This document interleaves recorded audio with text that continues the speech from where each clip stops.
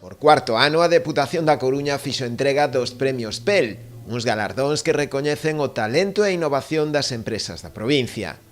A presente edición presentáronse un total de 74 candidaturas, que optaban a levarse o premio nunha das 3 categorías existentes: Mellor Iniciativa Empresarial Nova, Mellor Iniciativa Empresarial Consolidada e Concello Promotor do Emprego de Calidade.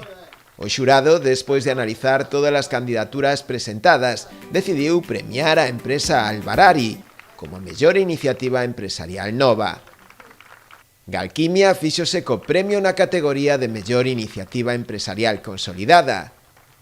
mentres que o Concello de Brión resultou elixido como a mellor concello promotor do emprego de calidade. Como a novidade este ano, decidiu crearse tamén unha nova categoría, a de mellor iniciativa empresarial innovadora na loita contra a COVID, un galardón que foi a parar finalmente á startup tecnolóxica Bionic Supply Chain Technologies, por crear en tempo récord e en plena pandemia un respirador artificial de baixo custe. A entrega de premios estivo presidida polo presidente provincial, Valentín González Formoso, quen destacou a alta calidade de todas as candidaturas presentadas e que, segundo el, evidencian o enorme potencial que posúe a provincia coruñesa nun ano ademais complicado en plena pandemia. Despois deste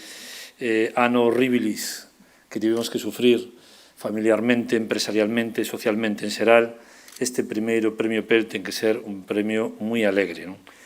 Creo que vivimos unha situación